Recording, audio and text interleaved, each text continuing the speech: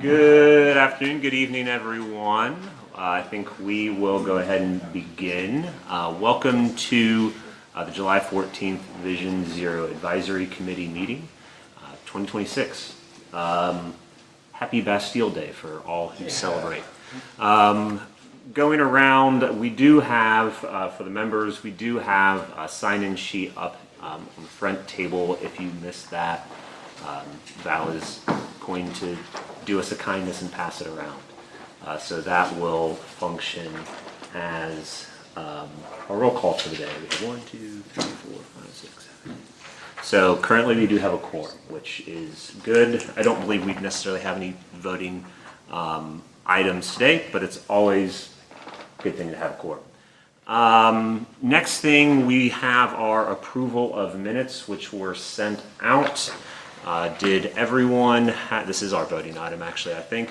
Did everybody have the time to look over the minutes, and any comments, questions, concerns, revisions that you'd like to bring forward before we approve those? Looking around, everybody's staring at me. Wonderful. Okay, so do we have a motion? Motion. Second. Second. All right, all in favor of approving June's minutes, I should clarify, June's minutes. Aye. All right. So next we will be moving to our public comment period. Anyone who is a member of the public who wishes to comment on our agenda this evening or Vision Zero related topics, you're more than welcome to. We informally have a sign-up sheet also on the front table for public comment, but if you are compelled, you're more than welcome to just stand up and identify that you would like to comment. But I'm not seeing anyone jumping to that, which is okay. All right, so we will just continue to move forward in that instance. So next up, kind of first thing that we always like to talk about is a fatal crash update. We'll look at the year-to-date fatal crashes, as well as particularly focusing on last month's and any updates on improvements or changes to the road condition from crashes previous to that. So Val, are you presenting today? Wonderful. So here are our year-to-date numbers. So for the month of June, we did see 2 fatalities on the interstate, 3 on the state routes, 3 on local, for a total of 8 in the month of June. As far as end of jurisdiction, we had 2 multi-vehicle fatalities, 2 pedestrian fatalities, 0 cyclist fatalities, 2 single vehicle crashes, 1 motorcycle crash, for a total of 6 within NDOT's jurisdiction. Overall, we are sitting at 58 fatalities, and that includes the numbers that we have seen in July. So it's a little skewed, not just through June's. Our top roads currently are Murfreesboro Pike, Old Hickory Boulevard, which is all Old Hickory Boulevards, not just, they're not usually broken down. And 2026, sorry, and this is actually, the colorful breakdown is the not updated one. So, sorry, the breakdown on the left is the most up to date.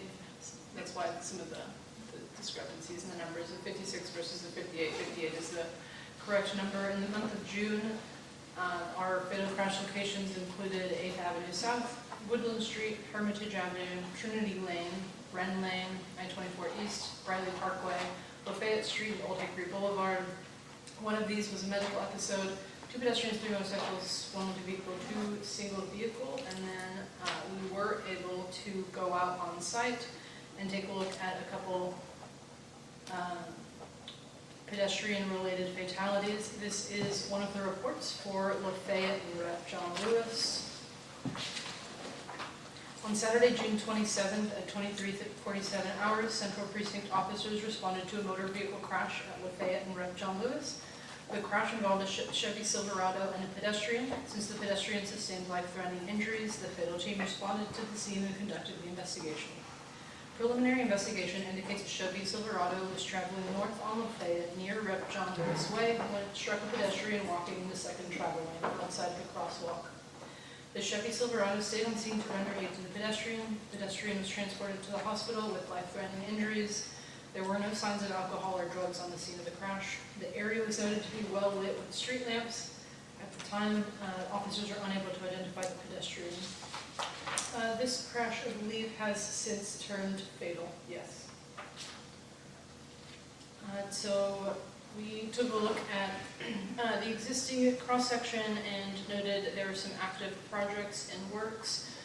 Notably, Choose How You Move, this intersection is slated as an all-access corridor and as a current TDOT pedestrian road safety initiative. This segment of roadway has also recently been repaved, and some of the striping, including stop bars, are missing. We have noted those and shared those with TDOT. The majority of the improvements are expected to come through the long-term Choose How You Move project.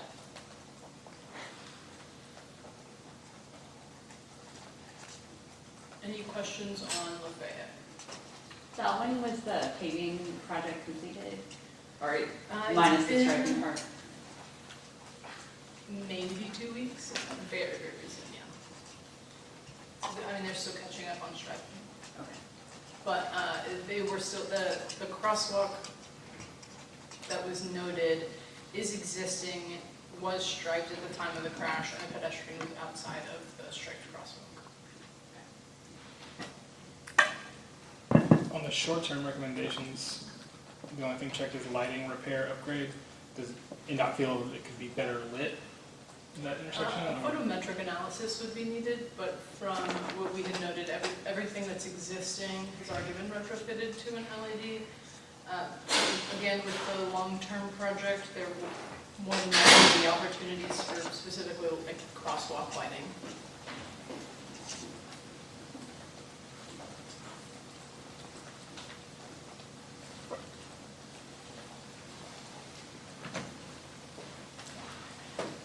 I'll also just note that the name of the victim here was Caramon Diane Lopez, and they were 50 years old. Just wanted to note that for the group that they've been identified as this whole section of town is really intense from a pedestrian and bike perspective. It's right in front of the Greyhound bus station, right? And the rescue mission is down the block. There's this very weird triangle that the streets form. It's kind of like you've got this standard city block with sort of a kind of highway running through the middle of it a little bit. That intersection with the angle is pretty extreme, and intense from a pedestrian perspective across that many lanes of traffic with no refuge. Were there any improvements related to adding pedestrian refuges in the middle after part of the repaving, or is that planned as part of the street? The repaving was putting down existing. From what I've seen in their planning level concept plans with the TDOT PRSI, there are slight changes to the island here at the slip lane. They did make a note that further analysis would be needed to remove the slip lane. That is a potential opportunity. I haven't seen anything which is reconfiguring the existing cross-section to include bike facilities, transit facilities, or anything like that. But all of that, again, is expected probably through the longer term Choose How You Move project. It's just not as far enough in design that I'm aware of to be able to tell what the improvements are going to look like.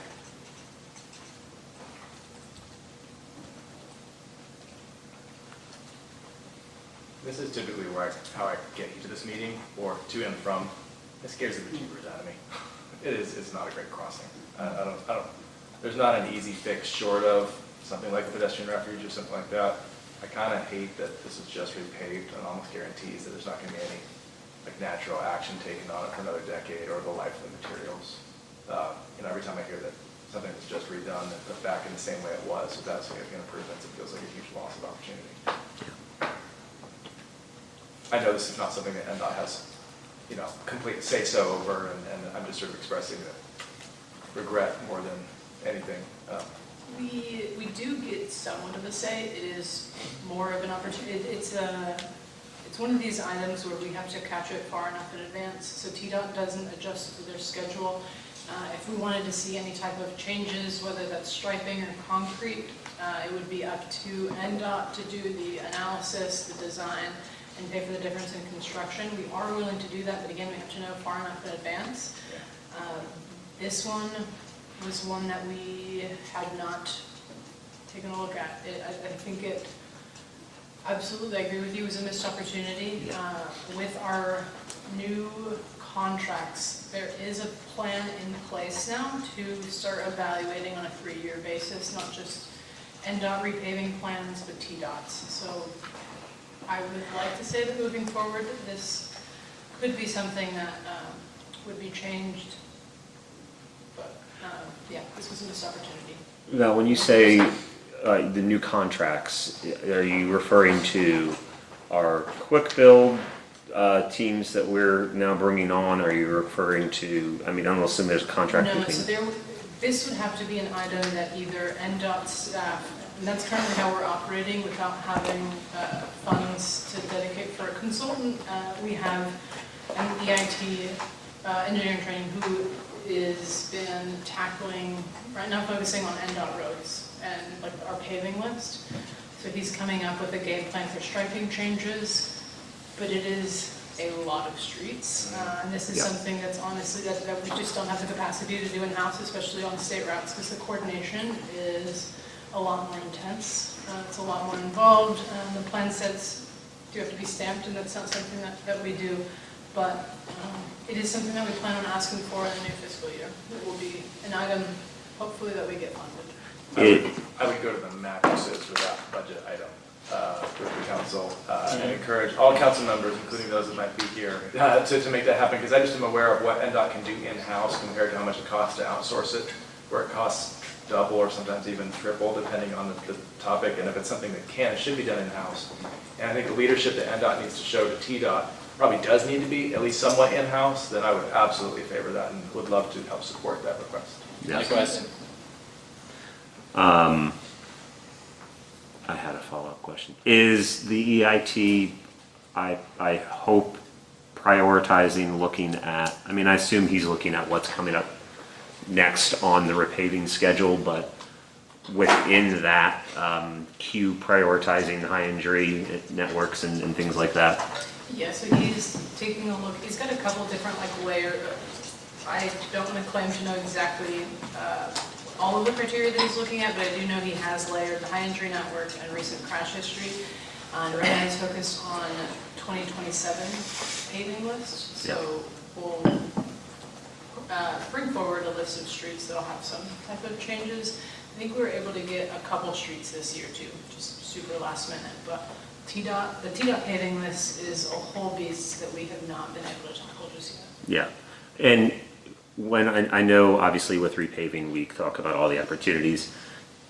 What kind of, if you're able to say, what kind of toolkit is he looking into? Is he, I mean, assuming he's looking at lane narrowing, are we looking at total like line reconfigurations if it's removing a lane and all that kind of? No, so it would be minor adjustments. Anything that requires removing a lane Is gonna require would need a road diet analysis, Yeah. which is a bit more extensive. One example would be like the Harding Place quick builds. So next year, 2027, TDOT is expecting to repave Harding from 24 to 65. The western portion that is not on Choose How You Move's plan will get concrete median treatment. That has been in the works for years and is a bit more extensive. The portion that has the Choose How You Move part is quick build. So we'll see. I think the plan had been presented in front of you all at some point. So it's still in need of striping, bulb outs, a lot of cross street connection enhancements. So that's, I think, what you could expect with safety improvements through repaving. A reconfiguration would be its own separate, larger scale capital project. Yeah, okay. Anything else on Lafayette? So the speed limit on Lafayette is 30 miles per hour here. This segment is 30 miles per hour, yes. When was the last speed study done on this segment? We have collected data and it is pending approval for Traffic and Parking Commission for reduction. I don't know this exact segment, but I can almost guarantee you it's not going to be lower than 30 miles per hour in this segment. Yeah. Because of the cross-section and ABT. Still, it's 6 lanes feels crazy. Well, yeah. Is a there an long way. LPI at the crosswalk? And it is downhill and straight. Yeah. And have we evaluated kind of like if the length of that crosswalk signal is adequate? Like the for crossing that timing? many? Yeah, for crossing that many lanes. Yes, we did do, so we did take a look at the distance to cross, and then the TDOT PRSI does actually shorten that crossing distance. It's not finalized, so I'm not able to share it just because they're still making some changes. It's not our project, but they are shortening the legs across Lafayette. Well, and you guys stop me if I've said this before, but this is an economically depressed area that previously had very little foot traffic, and now there's new density online and more density planned for it, and the roads are no longer appropriate to the context, and we don't have a mechanism to fix them. Does that seem right? So, yep. Yeah, I think the introduction of the Greyhound station there really significantly increased foot traffic, and then right across from it are, mid to high-ish level, housing units and stuff like that. There's only more to come. Yeah, and it's not going to stop, just based on that. There's a Bob Weir mural there. I mean, you know who you're attracting. Might it be worth mentioning that that empty parcel, I believe, is the site of the future Sobro Transit Center that's already Metro land? It's planned, yeah. That's already owned by Metro? It seems like whatever Metro wants to do there, and I don't know what it's going to be. I don't want to speak for Metro on that. I have some suggestions and would love for them to do some certain things, but whatever they plan to do there is going to really dramatically change the character and usage of that area, and be nice to, for Metro to figure out what that's going to be and to show the leadership and really kind of start gently coaxing TDOT in that direction, because something needs to change. Yeah. I can't believe how often we've read Lafayette in our fatal crashes this year. I know these are different segments of the same road, but it just keeps coming up. It is like the problem child of 2026. Yeah. It does seem like this particular section that just looking at Lafayette doesn't address the fact that, like, if we look at it as a kind of block-wide area and think about safety improvements across that full block, including that new center, like, that would be an important kind of thing. It's from Division all the way up to Division to Elm, like, that whole section is kind of, it's scary to go through. I agree with you on Division. 6th is supposed to be connect downtown mobility lane. In theory, if a transit center does go in here, that's going to be a chance to restripe and rethink the intersection, right? I mean, that they will have to do access management and stuff. So that might be, cut us shorter than the 10-year horizon for a repaint. Yeah, that's silver lining. Maybe. Okay. Any other questions, comments on Lafayette? I know we unfortunately have a number of these to go through. July 6, 2026, at approximately 07 hours, South Precinct officers responded to a hit-and-run crash involving a pedestrian. The pedestrian is transported to a hospital where he was pronounced deceased. An MPD crash investigation unit was requested and responded to the scene to conduct the investigation. Preliminary investigation indicates a black pickup truck was in lane 1 traveling south on Nolensville Pike. The pedestrian appears to have been attempting to cross Nolensville from west to east and was outside of the crosswalk when he was struck by a black pickup truck. Pedestrian landed partially in the center left turn lane and the number 1 northbound lane. Pedestrian was then run over by a secondary vehicle. Pedestrian was transported to the hospital where they were then pronounced deceased. The area where the pedestrian was crossing did not have street light above. Crash investigators are working to obtain video footage of the crash to identify the vehicles.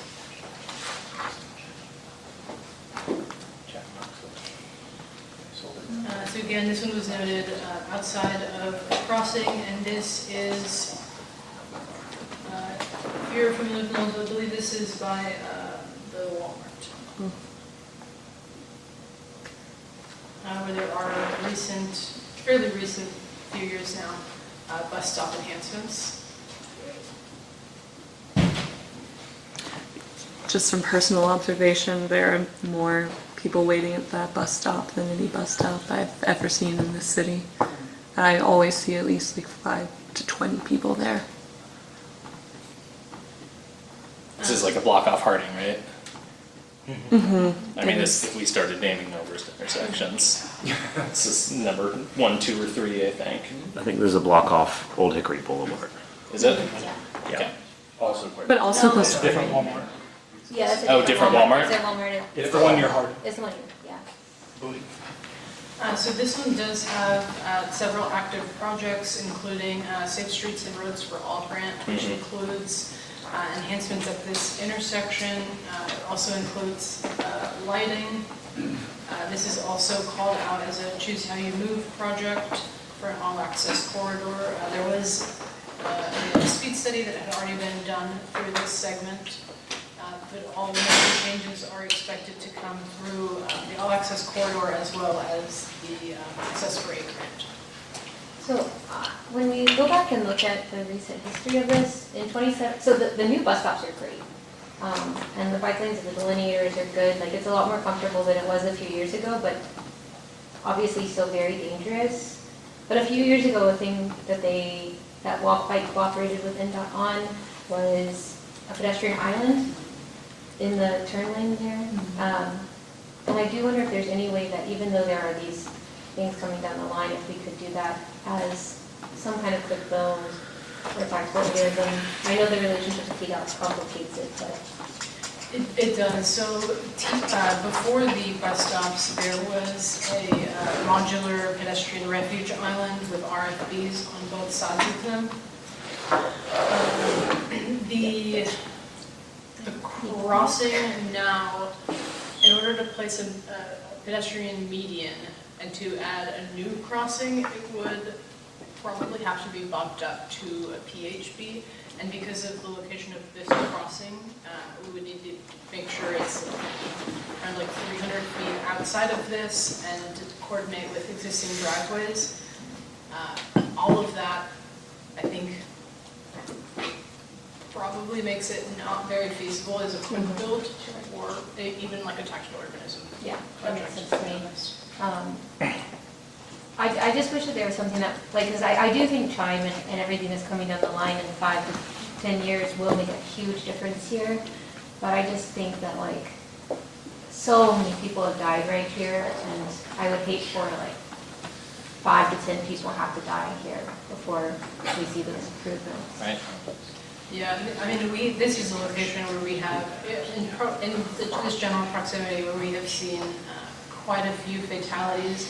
Some of these images show like the bollards, the bike lanes, so those were just installed a year or 2 ago, also due to a fatality. That was a quick build of a mother and daughter on a scooter in this area. So we're very well aware of this being one of the worst segments of our high injury network, but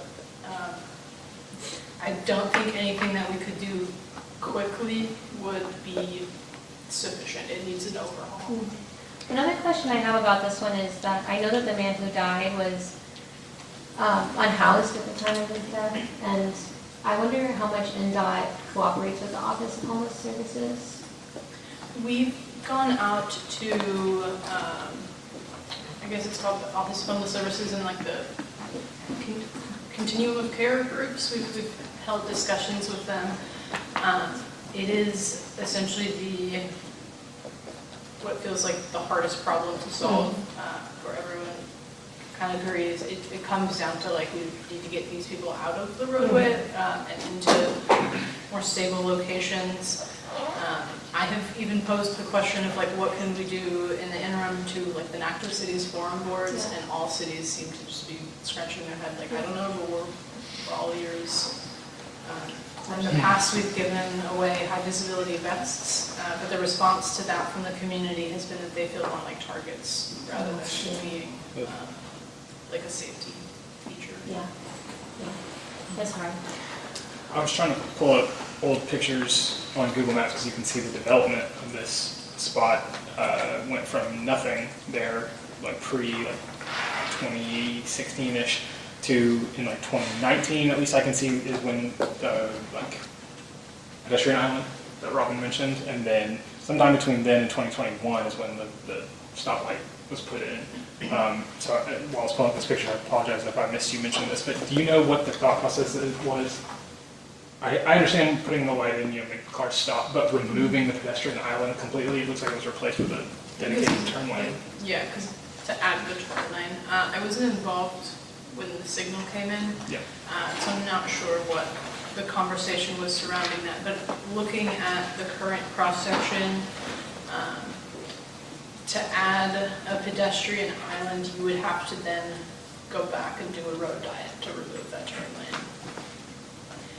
And then in the past, when we've looked at doing modular pedestrian refuge islands, they come out to somehow be the same price as doing it in concrete. We have to move forward with some of those on local roads.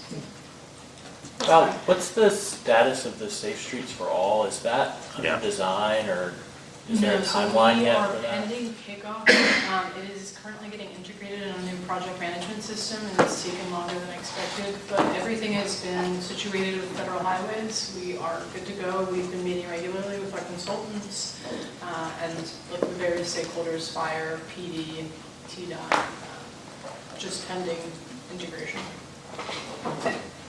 And then this is something I know we've mentioned at probably every meeting this year so far, but can you remind access management? Is NDOT actively looking for, like with a place like Nolensville Road that's gonna see chime developments over the next decade? Is there anything that NDOT has in mind to maybe reduce some access management there, or looking for into options? Yeah, I can't speak on chime. We do have on the Gallatin Main project, which Adams will talk about, potential for testing access management restriction, or limiting, not restricting.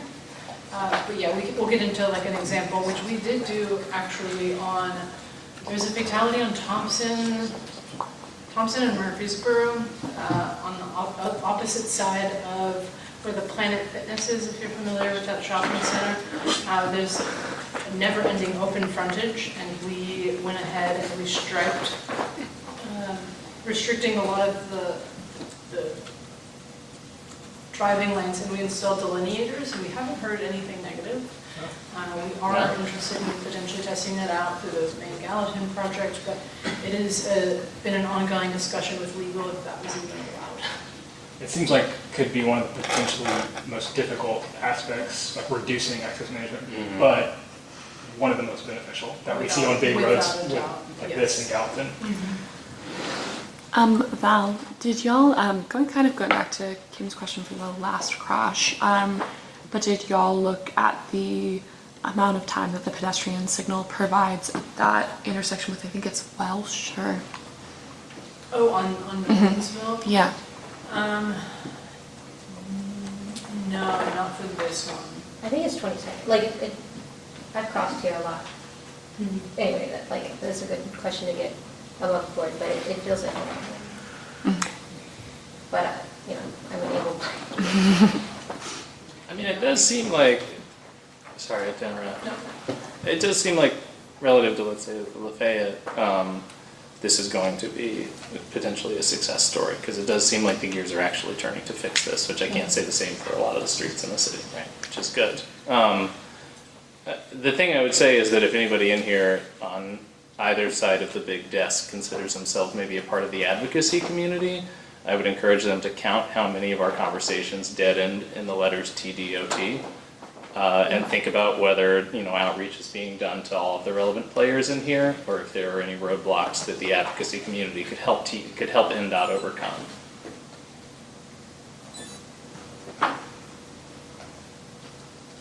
Anything else on Nolensville?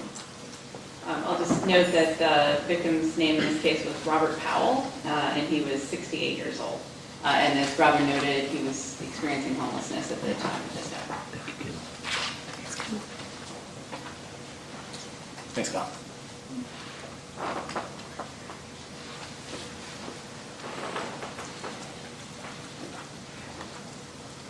On Friday, July 10th, 2026 at 21:02 hours, Hermitage Police precinct officers responded to a pedestrian crash on McGavock Pike, just north of Elm Hill Pike.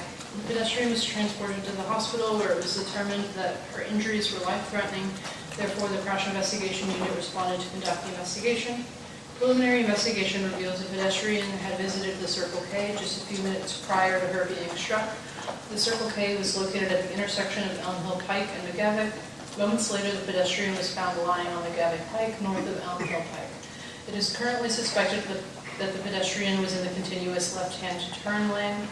This area of McGavock Pike is very dark. There are no sidewalks on either side of the roadway. The sidewalk starts on the east side of McGavock, north of the crash location. The pedestrian was wearing light-colored clothing. The vehicle struck the pedestrian and fled the scene. Vehicle parts were located at the scene. They belong to a GMC Sierra 2500 truck. Color of the truck is unknown. There is a bolo out for the vehicle. There were no pedestrian-related indicators of impairment on the scene.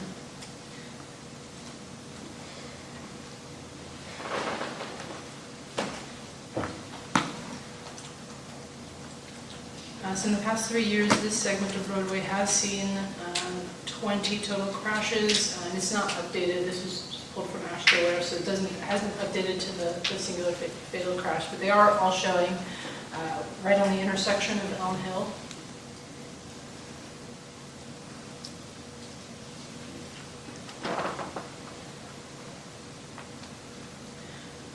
Right now, we are tracking wider edge-line striping, potential for incorporating bike lane improvements, or just the introduction of bike lanes, enhanced centerline awareness, taking a look at a potential speed study, corridor lighting, potentials for new sidewalk, and a road diet if applicable. There are currently no active projects on this corridor.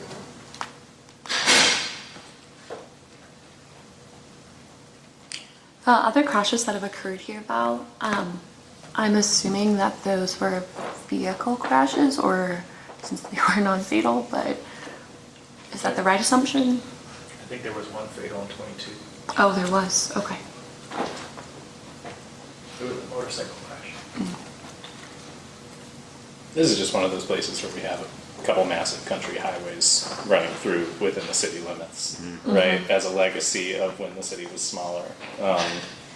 It would take a ton of change in neighborhood context, I think, to really make this a safe place. I mean, at the same time, just looking at where development is happening, like I could see this densifying considerably in the next decade, right? And Yeah. it would be nice to have the conversation about preparing for that as the zoning approvals go through and preparing the roadway to accept whatever the current use is going to be. Then to look at something like Lafayette and be like, well, dang, it doesn't make sense to have a 7-lane highway running through the middle of the city when we have high rises all around it. That doesn't really track anymore. Yep. But it's relatively, it's not that far out of town. Like it's too close to too many things just to stay at this level of density forever. Well, and it's mostly office out there, which is not a super stable. Yeah, state. I was going to say, the Market commercial use right being now. what it is, I think this is going to look different in 10 years. Are there pad buttons or pedestrian signals at Elm Hill and McGavock? I don't recall. Okay. I know it's slip lane city. It is slip lane city, there's a bunch of slip lanes. There's marked crosswalks, but there's no pedestrian buttons or walking hands. Okay. No ped signal. So crosswalk, but no pedestrian. No pedestrian Yeah. signal. Yeah. And 3 of the 4 directions Yeah. are slip lane across. We would have to just put this on our signal team radar for. Okay, can we do that? Okay. I still would love a review of slip lanes and Yeah, I was just about to control ask. roads. I know that the slip lanes here didn't directly cause this, but I just feel like slip lanes indirectly cause people to drive much more carelessly.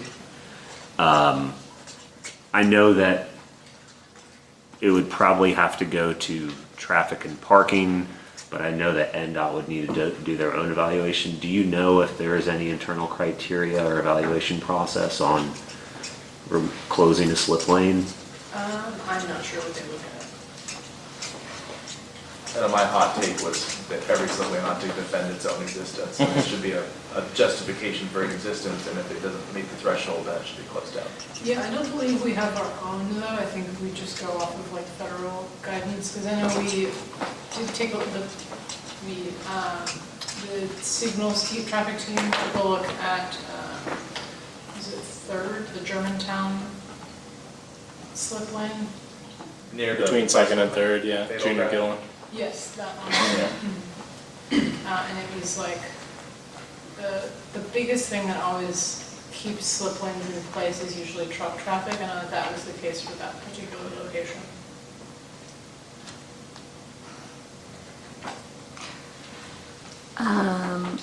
I do want to just say that the victim there was named, let's see, Michael, was it? No? That was, So- do we have his name? I've not found, Val, you said I believe it was a female here, because I have not seen an MNPD publication or any news covering this at all. They use she, her pronouns. Okay. Yes. So while I don't know like MNPD's ins and outs on how they put like Ebola looking up for a car, but I've seen no news on this across the city whatsoever. PD will be here to answer questions next week. I think that would be good. Next month? Next month. All good. Okay. I was gonna say, I can be here next week, but I would recommend. We have to publicly notice. yeah. Yes, and that will probably be one of my questions that I get an email to, but Because I think there was also a BOLO for one of these other crashes. Yeah, for the Nolensville Pk one, and they located one of the two vehicles. yeah. Okay. Well, Anything else on McGavock? I would just like to request that we bring the signals team in to see what it would take to get a pad signal and button here, considering, I mean, it's a pretty major traffic light and there's a lot of slip lanes with crosswalks. It just feels concerning. So would it be helpful if one of us put in? Yeah, I can put it in on. Okay. There you go. Yeah, all right. Okay. Maybe, if you can forward that to Val, Robin, once you get it submitted. Thank you. So the last one that we had taken a look at was for another one on Murfreesboro. I printed off the wrong email. This one is for Woodland. Okay. So this is 419 Woodland Street, January through June 6th at 3:30 p.m. Driver A was driving recklessly east on Woodland Street when they struck and killed a pedestrian on the westbound sidewalk before crashing into a parking lot and into additional vehicles.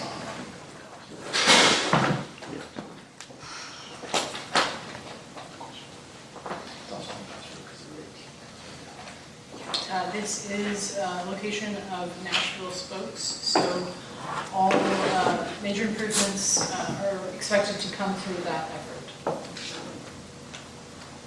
This is hard. I mean, this is very reckless driving in a place that is honestly relatively safely built. Yeah, there are sidewalks, no dedicated bike facilities, but this is currently used as more of like the safer alternative for biking into downtown as opposed to Main Street. So that's where the East Nashville Spokes project comes into play, which I believe, I don't have the current status, so I won't speak on that one. I think the current status is it's in court and nobody knows what's going on. Which we should all accept to be, no one's coming to save us, we have to do it ourselves. Yes. But the pedestrian was even on the sidewalk. Correct. Right? Yeah, I just don't know what you can do with design necessarily to stop this one, short of some really Bollards. radical intervention. If you had a protected bike lane there, It's true. which I think is part of East Nashville Spokes project, Mhm. that Toronto would, barriers? you know. Yeah, so Toronto barriers for the bike lane, or if you put bollards up for the sidewalk, that would have done it. Which actually, those are great, but there's nothing about this that says drive fast. Like this was an individual. And I also think this was one of the rare cases where the person was apprehended and charged. Yes, they were drunk. Yeah. Yeah. Other Yeah. things. The only way you get arrested for killing somebody in a car in Correct, America, 100%. be impaired. And also do want to note that the person's name, the man that was killed here, his name was Carlos Rafael Lyons, and he was 62 years old.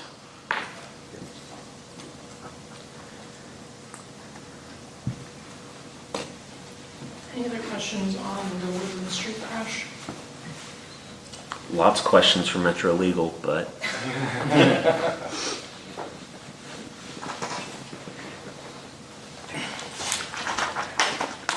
I will say I understand why Metro Legal can't comment on things, but they did provide an update at a recent BPAC meeting if you've not seen it, and basically the update was, we can't tell you anything. I wish I didn't understand that so well. Yeah, thank you, Val. Next up, we have a presentation on the Wasioto Bend planning project that is ongoing. For those who are, well, I won't introduce it. I'll allow you to. I believe everyone is kind of aware of what's going on with Wasioto Bend.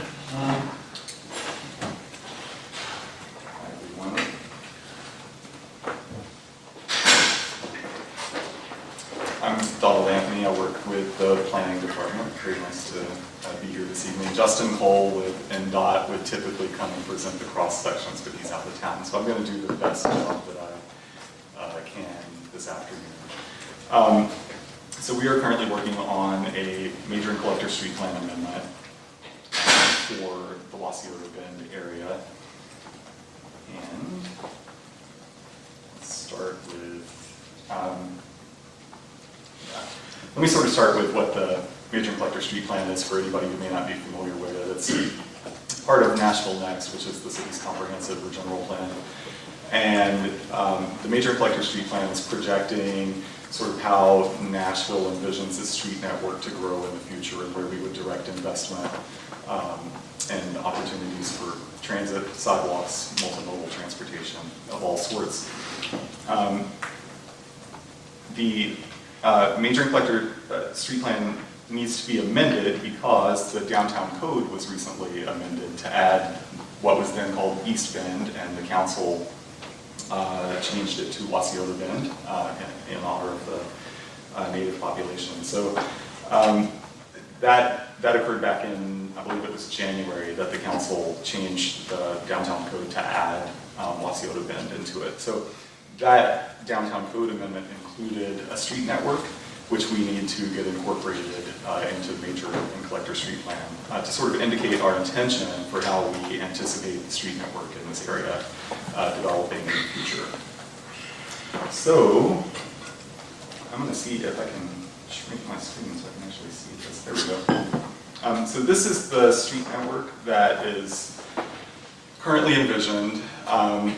You have the east-west streets of South 2nd, East Main Boulevard, and Davidson Street, and then you have a series of local streets here, all unnamed. It's actually street A, B, and C. Is that right? A, B, and C. Yeah, going from right to left. And then South 2nd, as you can see, sort of takes a curve around and goes east-west as well as north-south. The classifications right now that we have put on these, 2nd and Davidson would both be collector avenues, and East Bank Boulevard would be an arterial boulevard, and then all of the other streets would be considered local streets. So if it's okay with you, I'm just going to sort of walk through what these various cross sections look like, and if you have any questions or want to discuss any of them in any more detail, please let me know. So looking at South 2nd Street, the east-west portion of it, we're currently looking at an 81-foot right-of-way with 10-foot pedestrian zones, 6-foot green zones, and then bike lanes with 3 feet of protection, and then your travel lanes would be 10 feet apiece. So the cross-section there at the bottom sort of shows how those bike lanes would be buffered, and then there would be additional green space between the bike lanes and the sidewalks. Coming around the corner, as you remember, I said 2nd Avenue would make that sort of dog-leg turn there and become a north-south street. So you're looking at an 80-foot right-of-way with, again, 10-foot pedestrian zones, and that's something that you'll notice on all of these cross-sections, very broad, wide sidewalks to accommodate pedestrians. 6-foot green zones, again, on this particular stretch you have a cycle track, so bicycling both directions on the same side, but again buffered with a 3-foot protection, and then 10 feet of general purpose lanes along with on-street parking on one side. What's the thought process behind the cycle track being two-way, multi-lane, on the one side? I believe it's a safety matter to try to prevent as many crossings as possible, and so they chose to do that here, and it's very possible that up on the other part of 2nd Street, we're also looking at potentially doing cycle track up on that part as well, again, just to try to minimize the number of crossings. It seems like the switch from separated to paired would increase crossing. So some context here on this north and south that we're looking at here. On the right-hand side of the road, they're planning on putting a linear park.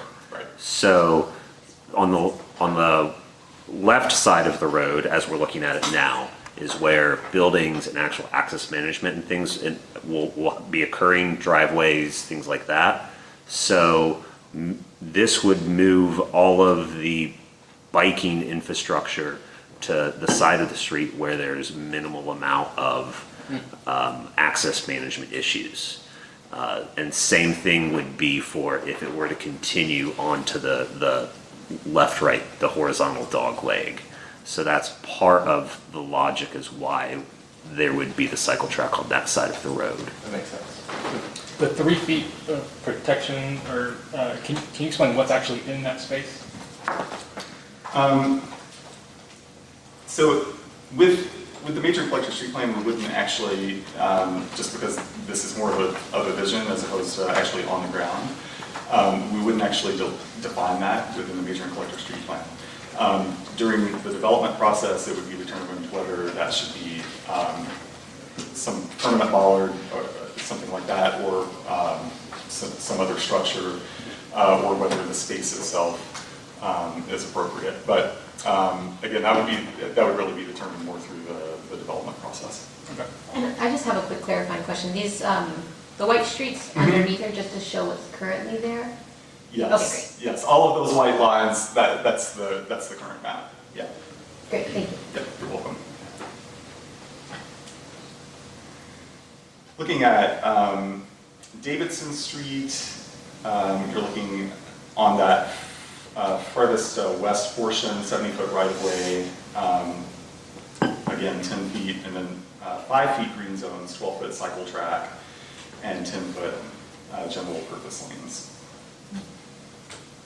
May I ask about the designation as a collector's street? I just know that there are other places in town where that designation currently hampers safety improvements. And so I wonder if these have to be collector streets, or if they can start off as local streets and then be upzoned, for lack of a better word, later. Yeah, I've asked what collector streets are in the past, and the closest answer I got from somebody was, it's a local street they let you drive faster on. And in terms of, the shape and, profile of the road, it's not often wrong, right? So I've got a question for you later on about the collectors versus the arterials and, the area of the space, but we'll get to that later. I wouldn't want to, I've specifically been told that we can't lower the speed limit on certain roads, or can't put certain treatments on certain roads because they're designated collectors for who knows what reason. So I'm not a traffic engineer at all. I'm from the planning department. But what I would say is the way that I always think of the whole hierarchy of arterial, collector, local, I always think of like connections, driveways, and how those, as you move up that hierarchy, how those should be lessened and reduced. And so collectors really are intended for local streets to sort of pour into those, and then you have a collector network that then pours into the arterials. And so when I think of collectors, I think you certainly shouldn't have all of the like driveways that you would anticipate having on like a local street that goes through a neighborhood or something like that, right? So that's one way that I think of it. Another thing I would say is I believe that Davidson Street is already designated as a collector, and so that would probably be another reason why it's Do you know showing that here. if Wasioto Bend, if it's gonna have alleyways? Yes, yes.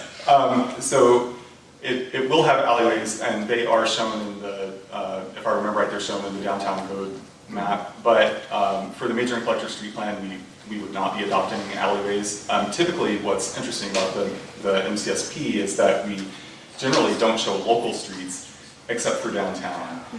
That's one of the few places in the city where we do adopt local streets into the major and collector street plan, just because they're so important in forming the grid that we need. And so this is, when Wasioto then comes into the MCSP, we will include the local streets as well. I think unfortunately one of the reasons why this is, in addition to it currently being a collector, that it would probably make it stay a collector is because of I think it's Shell that has their gas infrastructure right there on Davidson Street, and I don't think there's any plans for them to be moving anytime soon. So collector designation would mean it probably, well, not probably, it currently is permissible for semis to be driving up and down as it gets on and off the interstate to do those refuelings. That was my assumption too. I don't think Davidson is likely to be able to change that. Yeah, I would love for it to change, but It feeds into my question about some of the other roads, but I don't know what they're doing. A planning related question along Davidson, from what you're showing on the map, is the majority of the kind of development that's happening, is it happening north of Davidson, south of Davidson, both? South of Davidson, you get to the Citgo terminal and stuff, right? Like, I don't think Citgo, that's sold. yeah. I think that's still active. So the majority is north Yes. of that, okay, all right. I was just wondering relative to that two-way cycle track that is already there and any kind of access management issues that might be raised by any development with that. Looking at the remainder of Davidson Street, it's a similar cross-section for the remainder. You do see the difference here being that there could be an on-street, there would be sufficient space for an on-street parking lane as well. On the south? This would be, hold on, Yeah, I'm yeah, trying which to remember. side is this? Yes. Yeah, Yes. yeah, there's already some parking Yeah. along Yeah. parts of it on the south So the two-way cycle track is buffered by parking. Yeah. Yeah. It's not a problem. side. Yeah, I will say the cross sections you've shown us so far, these are going to be among like the 30 nicest streets in the city.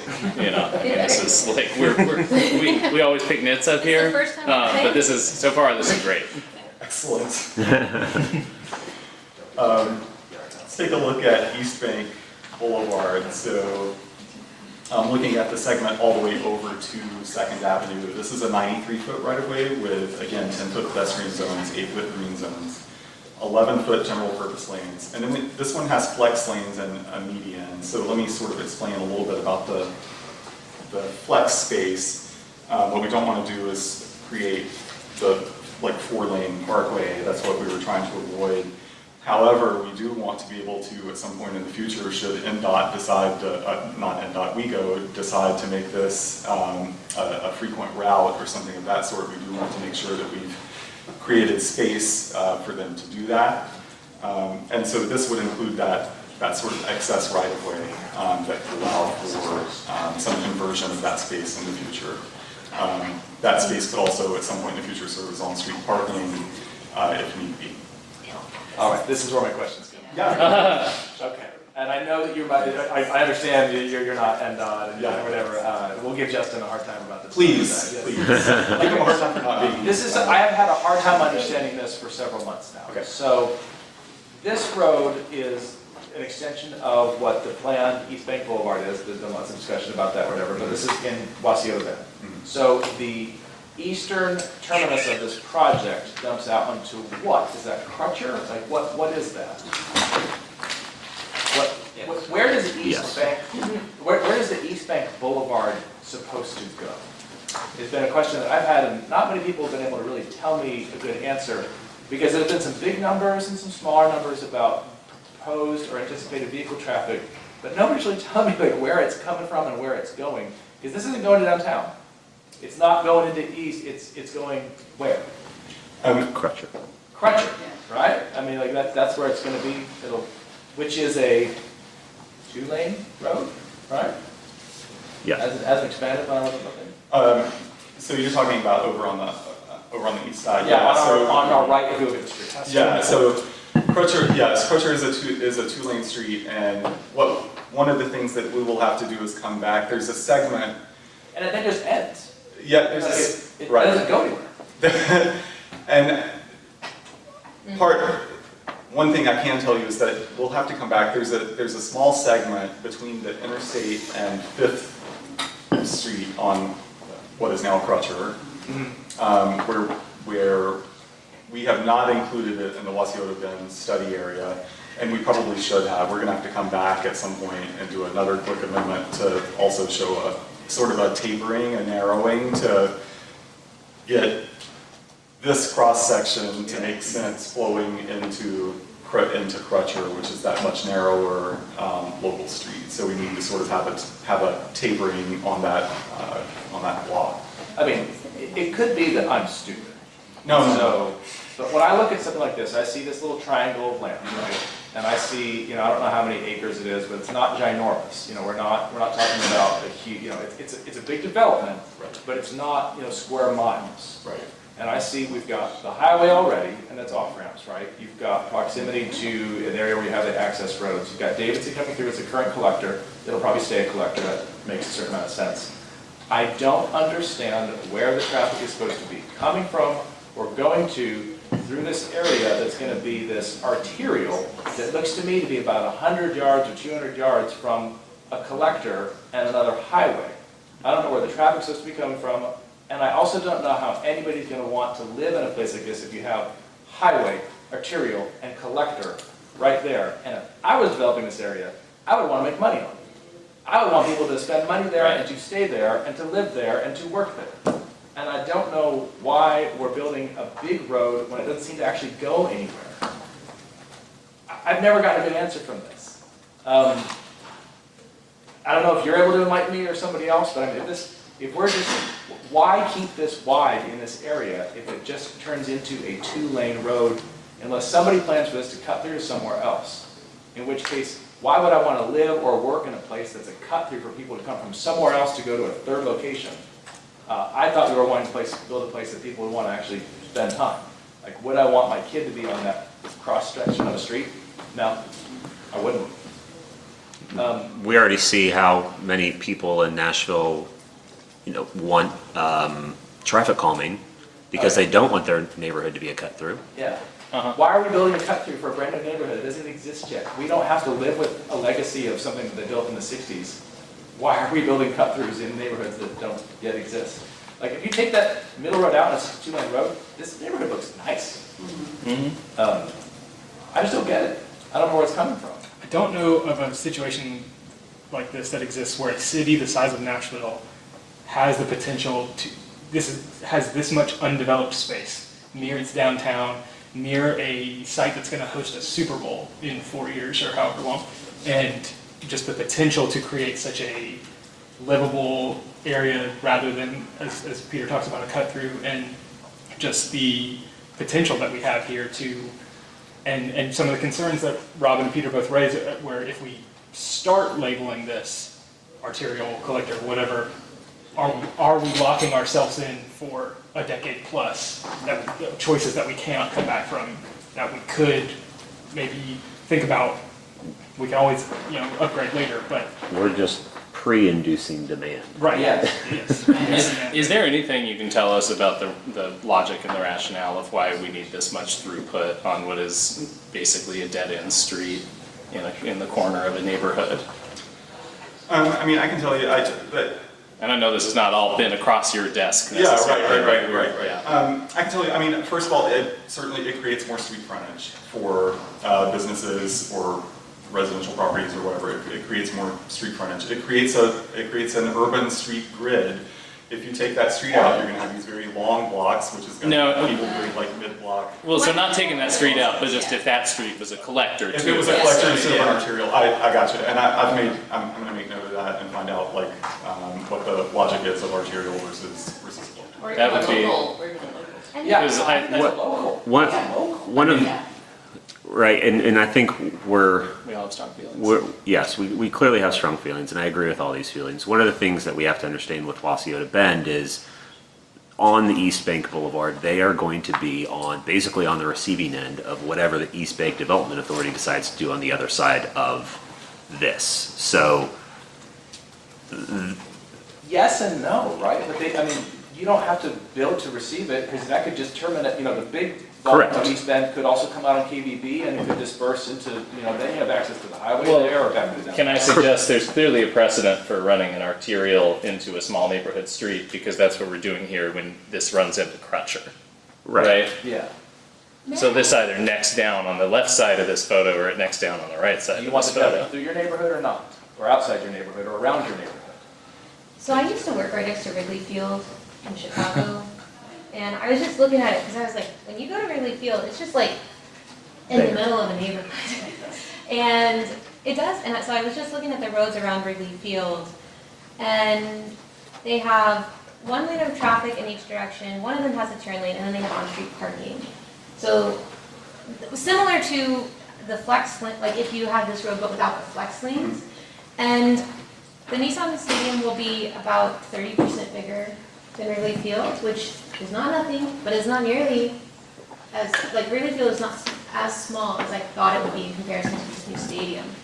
And mostly I think that if Chicago can have huge success with Wrigley Field and moving people efficiently without streets that kill people, I just feel like there's no, and I know you're not fully responsible for East Bend, I'm sure, I don't mean to come at you real hard, but I just feel like if Chicago can do this successfully and have this wonderful stadium that they really love, then surely we should be able to, I don't know if we'll ever really love this, but we can at least create streets that won't cause long-term problems. This is also, you can clearly see months of thoughts from this group. What, process-wise, what are the opportunities for us to give this negative, rather than dump this on you? No, that's Who actually have fine. been so nice to show up on a Tuesday night, to dump this on the people who are gonna make the decision and could change it. I was definitely going to talk about that after we get done, but now's a perfectly good time. So we're hoping to take the amendment to the Planning Commission, and the Planning Commission will be the final decision-making authority on this on September 10th. And so our charge from Metro Council was to put this in front of you and BPAC and give up to a 60-day period to offer a recommendation. And your recommendation can be, yay, we support it, nay, we don't, or it can be much more nuanced, which I think is what we're going to end up with, right? And I think that's really good. So August 25th would be the sort of very last date that we would want that recommendation. However, what I would encourage is, if it is possible, to offer something prior to that. The longer we have it in front of us, the more we can work with it and try to make some adjustments. Let me ask a really specific question then, and do what I try not to do and put on my engineer hat. What's the rationale behind having a median here? Because that to me is quite costly in terms of the developable real estate that it eats, and that increases the design speed of the road considerably as opposed to having those lanes together. I mean, this to me, I'm looking at the cross section of Rosa Parks Boulevard here, right, which I live a block off of, and it is like a blight on that neighborhood. And you can tell because one side of it is some of the best real estate in the city, and the other side of it still is still scraped clean from the tornado. you know? And I look at this median and I'm like, that's a disaster. And it's like a ton of land that would be developed at, you know, what is the rationale behind that? Do you The know? median gives the opportunity to install left turn lanes as needed. Okay. So, Or urban center highway lane bus lanes. is what that really, well, I mean, again, if it's a bus lane, where are those buses going? Right. This isn't going to downtown. I Okay. still don't have an answer from anybody, not the Go developer when I anywhere. asked them, and not anybody from, you know, the East Bend development folks that I've talked to, about where this is supposed to be traveling. Why on earth are we building a 93-foot right-of-way that goes out to a 2-lane road, you know, a terminus and a little thing, unless, if there's something planned, nobody's fessing up to it. Yeah. If this was going right into downtown as another way to get in and out of the downtown area, I could see the rationale. I feel like that raises the same question of like, as on the East Bank of like, why these flex lanes? Why not just make them dedicated bike lanes or something from the start so that you don't have so that it has a clear purpose and has value that is contributing something from the beginning. If you're gonna have it that wide, I mean, like, should it be, you know, yeah. And this is a very valuable this bunch of is land. whole You could build, you know, you're losing a lot of value in not being able to do that. I mean, I like the grid. The grid is just a good functional, right? It's Yeah. definitely the best approach to it. Everything but the cross-section of that street is great. Yeah, if that cross-section of the street was just shrunken down a little bit, you'd like to live there. But like that width basically prevents any sort of tree canopy from developing.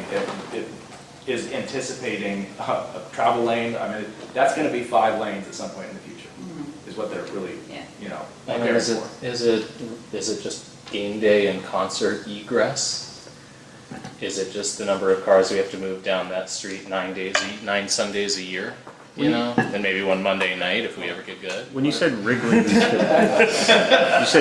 capacity, were you looking at Wrigley's the, capacity is 40,000 and this. 60 is gonna be 60. 60. Yeah. So like, it's not nearly as much as I thought. In a baseball stadium, it's used frequently for concerts and everything. Yeah. And look at this. I see you queuing up the next page, and I think this is going to be Yep. interesting to hear, Yeah. please. Uh-huh. I was gonna say, my wife was born 4 blocks from Wrigley. You can live Ford there. Medical Center. Because you live there. This is the remainder of East Bank Boulevard, so this would be east of Second. So this is where you can start seeing the tapering down that we need to keep taper down even a little bit more going over to 5th Street, which I mentioned earlier. But I'm wondering if this is more the cross section that you might This is defensible. I mean, this Yeah. is all right. It's still really quite wide, but, you know, not bad, more like a local. I don't know who wants to live on the street that narrows down. Like, you know, does anybody want to be where it goes from 4 lanes to 2? We all know how that feels. Like, do you really want to live there and work there? I want to cross the street there. This Well, what's is the the- traffic gonna be on the connector, like the street that it's connecting to, where it goes from 4 to 2? Yeah, this is Where even is all the crazier. traffic gonna go? Because, I mean, now we're looking at this intersection right to the left of these circled blocks where it necks down. Is there like a hole in the ground those cars are going into? You know? I mean, we're really hustling to move cars through, but Is somebody planning a Only the first 2 there that they blocks. didn't tell me about? Right? You know. yeah, I'm just befuddled. We're happy to provide feedback. We would love to. Thank you for the opportunity. Democracy at work. Local streets, this would be Sylvan Street, which is that sort of upper V shape up there. You see 2 10-foot travel lanes, and then sidewalk and then bumper as well. This one's great. That's sort of a typical, what we would consider a typical local street. A street like that, though, is that gonna be residential businesses? Like, That's a good question. So, undecided? this one right now, this is the one that cuts through the recycling. No, that's further down. That's further down. It does. Yeah. This is the rest of the affordable housing. I'm kind of surprised there's no on-street parking in this one. I mean, this is going to be such That's a actually one of dense the- area. You could justify it there, Yeah. right? Yeah. Now, maybe all the development here is going to require off-street parking, and that will improve it a lot for for Yeah. throughput. Still, there would be demand for it.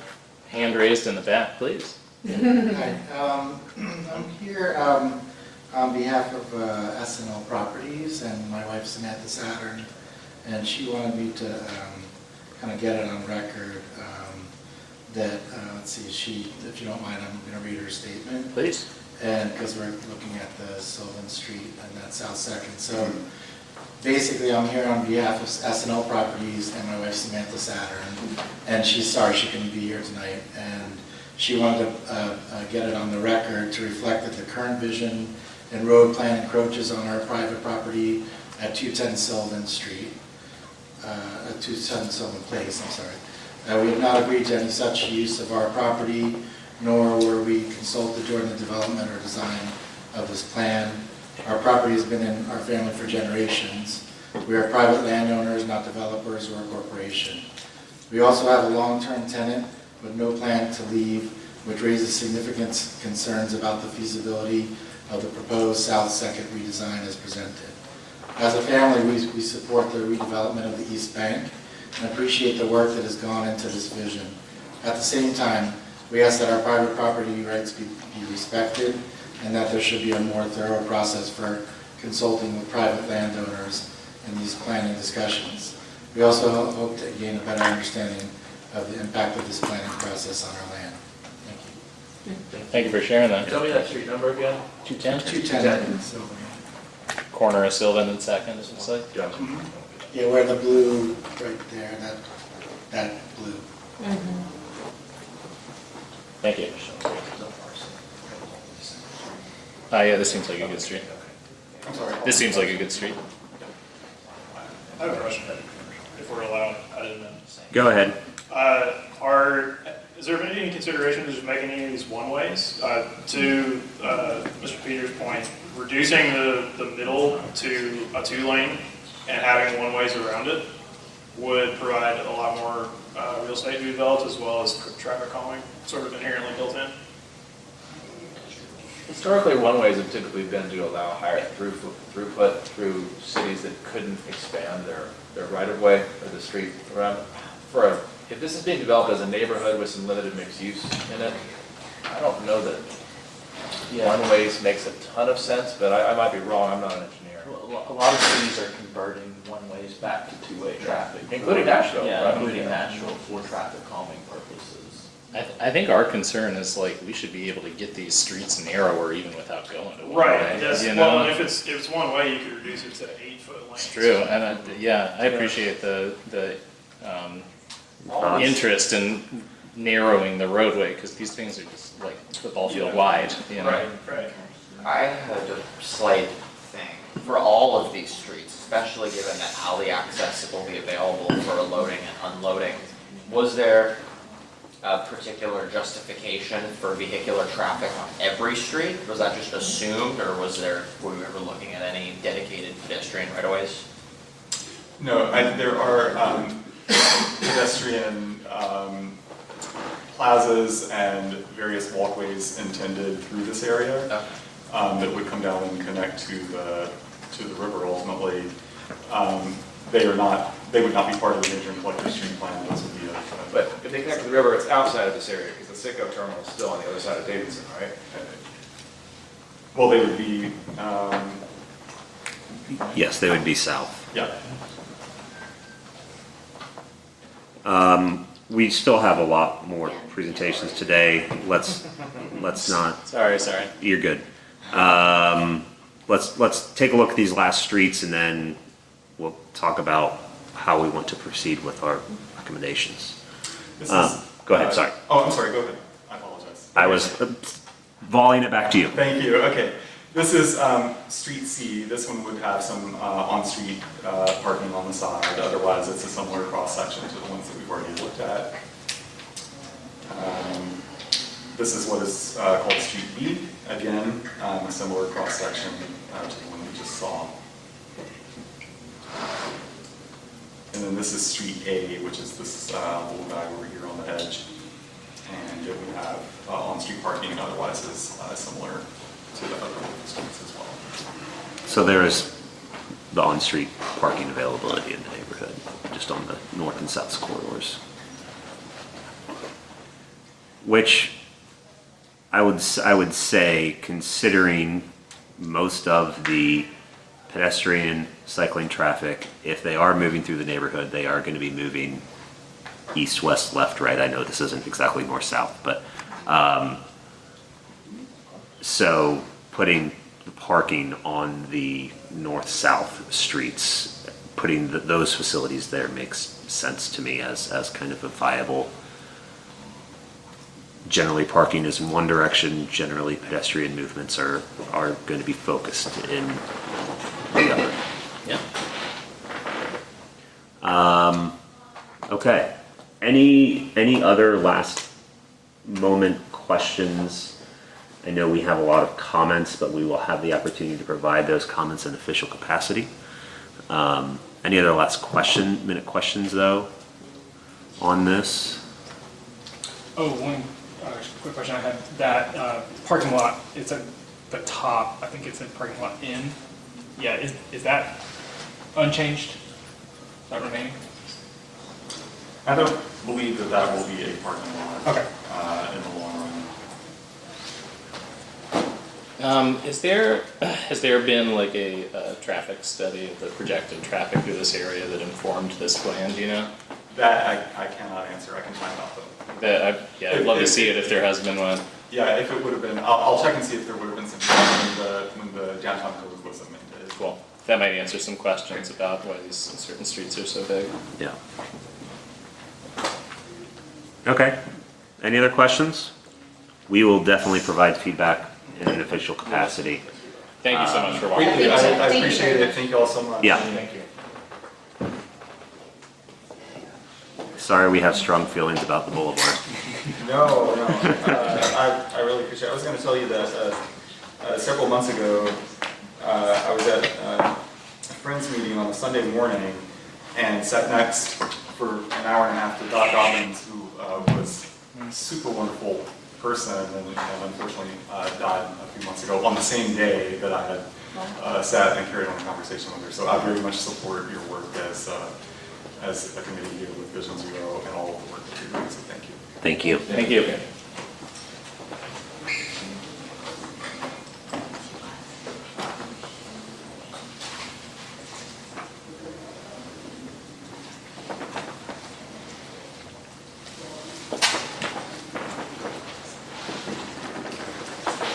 All right. Main-Gallatin resurfacing and project. I think we're all very excited to learn more about this. Does this, Adams, thank you for being here with us. I don't want to read too far into this, but does this mean that we get to pretend that we're Sean Parker this evening? This makes me wonder if this is the most up-to-date version of the switch from the PowerPoint.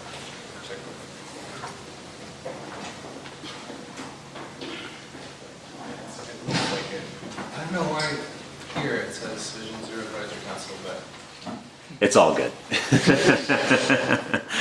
I'm very interested though. I wonder if it's going to keep on doing that throughout. We did present very similar information to the council members recently, and so we kind of have been updating this. Of course. If I see more things that look like they have not changed, I might go back to this view. No But worries. I'll start by introducing myself. My name is Adams Carroll. I work in the mayor's office. I'm on the Chisai Move team. My title is project manager. And the main project that I'm working on is the Main-Gallatin All Access Corridor. It's done it again. Oh, there it is. Okay. Which this is not. This is a shorter term project that we'll see movement on this year. But because of the overlap between the longer term vision and just sort of this scope, it's basically the exact same limits for the project. It just made sense that we started coordinating early to make sure that we're helping to advance some of the goals of the All Access Corridor in a shorter period of time. So I'll go just briefly over how we've gotten to this point. This is both a maintenance project and also a Vision Zero project. It's being funded the combination of state of good repair funds, that's funding the paving work, there's about $3.1 billion, for that aspect of the scope, and then there's another 3.9 million for Vision Zero safety enhancements. We had 2 public meetings at the end of April presenting an earlier version of the plans for this street. And at that time, we announced that there would be 3 additional crossings that we had not at that time identified the location for. And then there'd be enhancements to some of the striping around the school zones, some increased signage, and some sort of painted bulb outs and delineators, in addition to the repaving that would happen from South Fifth to Eastland and from Hart to Riley. And I think the overwhelming feedback that we got from folks at those meetings is that we want to see more safety improvements faster, which we have taken to heart. People have asked for things like access management, traffic calming, more crosswalks, better lighting, and you know, throw the whole book at it. We all know the problems with Gallatin and the safety issues that need to be addressed there. So we collected all of those comments and shared them with the design team. Basically said, evaluate which of these you can implement with this year's plan. And the constraint with this project is basically the budget and then the timing. We need to get this done before paving season ends. So we've been on sort of a very fast track to get these additional elements added into these plans. We also worked with WeGo, had them look at what was proposed, how it worked for them operationally, if there were any sort of short-term, quick-win transit enhancements that they could identify as part of, more of a quick-build type of an enhancement. And so that was really good. They also looked at the location of the proposed PHVs, which we'll get into soon, in relationship to their transit stops, just to make sure that they would work well with how those are operating. And I'm happy to report that these plans, there's some pretty long stretches of Gallatin where you have a transit stop and no marked crossing nearby that this project will address. We've also been doing some prep work. There are some old interurban rails that had to be removed to enable the repaving that's going to happen later this year. So that's happened already. And then we're kind of getting all the procurement ducks in a row to be able to go to work on this in September. So what we've added since the last time around is a whole menu of items. We'll be adding, and I'll go through each one of these, kind of what these look like, but this is an overview. We've added left turn hardening or calming at 17 locations.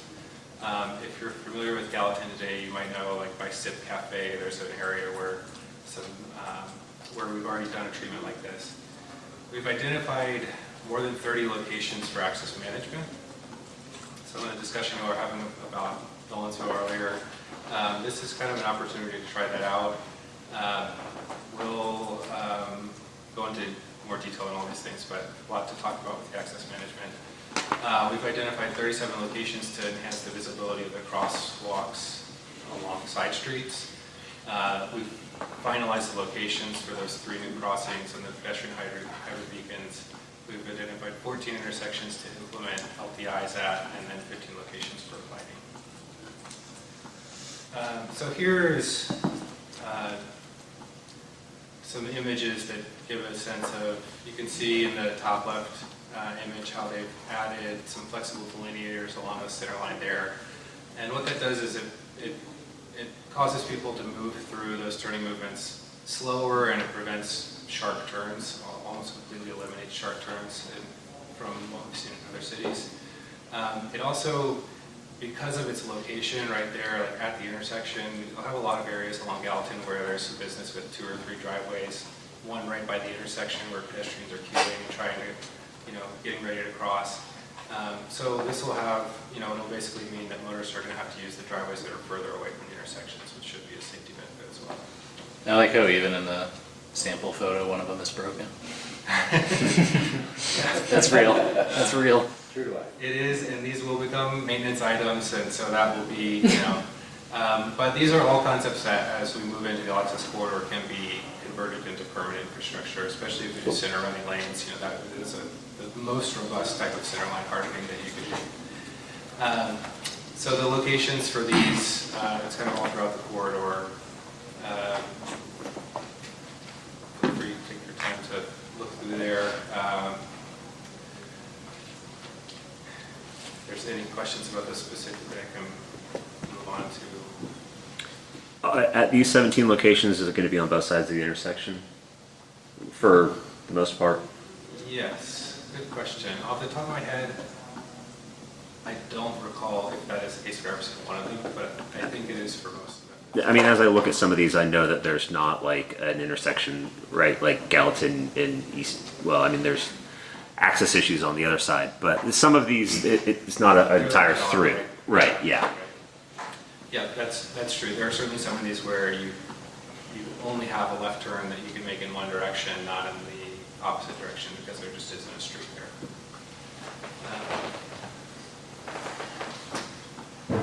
How were these 17 selected? Our design team looked at evaluated the entire corridor, and I would have to refer to them the specific factors that they looked at to see which ones were going to be suitable for it. But I think that's a good question for me that I should know the answer to that. Sorry that I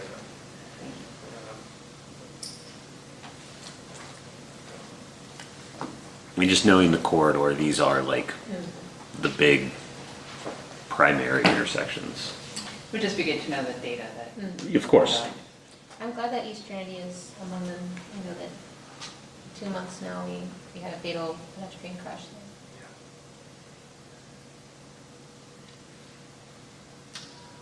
All right.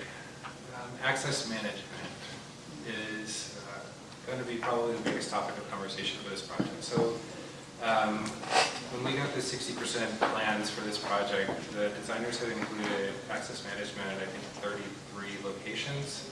In our review of that internally, we identified another 9 that we wanted them to look at. So I'm saying in here, over 30 locations that we've identified. It may be a little bit more when we get the next round of plans back. But basically, we've done this in a couple other areas around town. I think some of these photos are from Nolensville, actually, where we use temporary materials, striping, and flexible delineators to provide some definition around where people should be entering and exiting from properties that typically have these long, open frontage, all-access driveways. And that condition is really unsafe because it means there's not really any predictability about where the conflict zone is going to be. As a pedestrian or even as oncoming traffic, you just kind of know at any point along sometimes the entire block, you could have somebody suddenly turn across your path. And so there's a lot of potential for reducing both fatal and injury crashes through corridor-wide access management. We have the sort of criteria we're looking for these. First, the ones that have these long, undefined open frontages. Those are sort of the obvious first ones. In some cases, there are driveways that are redundant. There's, they might have 3 or 4 driveways for one parcel, or they're wider than what would be allowed under the current code. I think it's 35 feet in the Metro Code. And then there's some where people have already kind of like blocked off their driveways. They might be using it for parking, or maybe they just put up a fence, but the driveway is still there, and we've got that good opportunity to, those are the 9 additional locations that we asked folks to look at. Could we make those more visible just to prevent anybody from trying to turn across those, thinking it might be a driveway. We met with our council members for all 3 districts all in this quarter recently and looked through all the locations with them and talked about sort of the outreach plan for the businesses and property owners that would be affected by this. And so the next step for us is a letter that would go out to all of those impacted properties, explaining the image of what we're proposing, what we'd like to do, and we're going to have a lot of conversations in a short period of time. And I think hopefully, because of the awareness that a lot of folks have about the safety issues in these corridors, there'll be some good buy-in from those property owners and businesses. I will say that all of the council members today have been very, very supportive of this, so we have them in our corner as we're kind of going to have some of these conversations. May I just say, I'm sorry to interrupt you. I feel like community outreach is the kind of thing that this committee, we don't have any real power, but we can I feel like that kind of outreach is the kind of thing that we can help a lot with. especially if we can frame this about like, I know that the business owner on East Trinity and Gallatin, the coffee shop there, they didn't want that man to die in front of their coffee shop. And they might hear this and get scared of like, this is gonna make it harder for people to get in and da-da-da. Yeah, but I feel like we can help connect the dots for people. So if there's some way that we can be activated to support you in that, I think that would be. Yeah, if you need political cover, please let us know. I really appreciate that, and I think we can use all the help that we can get with this. It's something that we want to see, it's going to have to be a part, we need this on all of our bikes. Really. This is really great. Yeah. I mean, the past, we've talked about access a lot recently. We've had a lot of informative presentations. The tenor of the discussion has like pretty uniformly be you can't put the toothpaste back in the tube, right? Once we've granted access, there's no legal or practical measure to walk that back. This is like transformative to see that we think we have an approach to reducing access in places where past generations of city leadership and staff have overzealously granted it. This rocks, man. Yeah, I mentioned it when we were talking about Nolensville earlier because I was down there, and if I'm coming downtown, we'll often take Nolensville Road, and for huge sections of Nolensville Road, it has a bike lane that is protected by flex posts, which is better than a lot of areas, but I don't feel safe using it because of the access management. And so I look at that bike lane while I'm in my car, and I'm like, I wish, and so yeah, anything that we, just to echo, this is awesome, that finding a solution, potentially. As a test project for the hikes, for this is drop the donate link. I'll give $10. This is awesome. Buy one. This is really great. All right, let's keep. I think I saw a lot more slides ahead, so let's. So absolutely could use help in doing outreach on this. We did want the first communication to come from NDOT. We didn't want people to hear secondhand that, something's happening to my business, and you didn't tell me that. So those letters will be going out soon. But we could definitely use some activation on the corridor and just, generate awareness of how this helps. And I think also that for maybe some business owners that might be a little bit more skeptical of it, talk about the benefits that a safer, more walkable corridor has for businesses. And in some cases too, actually closing off pieces of frontage will give them an opportunity to create more parking on their lots. So you end up having a lot of benefits if we're able to make this work. We're proposing this as a quick build in this go around, but access management, would be made permanent if it works, and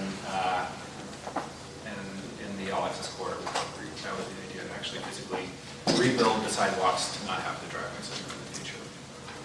When you say near term, what timeline? Near term would be this year. Okay. All right. Next is, crosswalk visibility enhancements. So for all of the cross streets, almost all of them have curb ramps, some better than others. Almost all of them are stop controlled, except for the ones that are signalized. Very few of them have marked crosswalks today. In some cases, if there were stop bars there, they've been faded. So we asked the design team to add into the striping plan high visibility crosswalks on all of the cross streets, and also to go through if there's missing ADA compliant truncated domes, like the tactile warning domes, to replace those. We also, if there are sidewalk repairs or curb ramp repairs that are needed as part of this, NDOT construction is going to be going through and looking for those, getting those done before the paving so that they can come back. They don't have to dig it out before they come back. So this is and one other change here is that there's sections of Main Street that currently have stamped asphalt crosswalks, cute, but not as safe as a high visibility crosswalk. So we've asked the designers to replace those with the high visibility reflective continental crosswalks. And so this is basically just a list of every street that crosses Go through each one. The three locations for the PHB, so y'all are very familiar with this, but for anybody that needs the explainer, if this is news to anybody, PHB is just a very enhanced crosswalk that has a signal head. It's a pedestrian activated red light, basically. And so these are typically installed at mid-block locations. Tito actually has some guidance about they really don't like them to be within a certain number of feet of a signalized intersection. But they work pretty well. They have really high compliance from drivers, which is their main advantage over other types of things like rapid flashing beacons, the flashing yellow lights, or certainly like the yield to ped signs that we see get run over all over the place. These tend to actually make people stop. They're quite a bit more expensive than rapid flashing beacons, but they, from a safety perspective, really do work. And can, FHWA's stats on this is that you can expect a 46% reduction in pedestrian and wall crashes. The 3 locations that have been identified by the signal team are near the Petway Rego stop. That's one of the longest, I think it is the longest stretch of Gallatin without a marked crosswalk. So that will put a crosswalk right by the transit stop. The next one is near El Fuego, it's sort of between Hardy and, I'm forgetting the name of the other cross street, but another long section without a marked crosswalk. And then the last one is getting out towards Riley Parkway by the Nashville Public Library parking lot.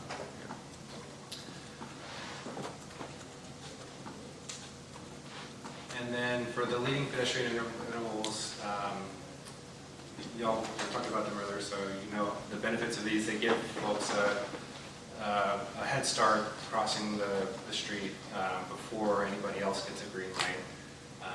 Another just sort of very effective way of reducing pedestrian and vehicle crashes. So these are the 14 locations that don't currently have them. If there are ones that have them today, we're not taking them away. But these are the locations that we will be adding them at. I just want to add in here, this is something that we have discussed at length, and I'm sorry if I sound like a broken record to this crowd, but I guess I am still like deeply skeptical at LPIs, and they seem like crumbs, like a very small offering. I regularly have an LPI when I'm crossing Joyner and Nolensville to go to my favorite coffee shop in town, Primitive, shout out there. And by the time I look for cars running a red light, which is frequent, I have made it like 2 seconds into the road. And sometimes I feel like it creates a false sense of security because you start crossing when no one has the green and you're halfway through and the driver's received the green to go right or left. And I just don't understand, especially when there is pedestrian button available, why we're not offering an exclusive pedestrian phase. This just feels like it just feels like crumbs.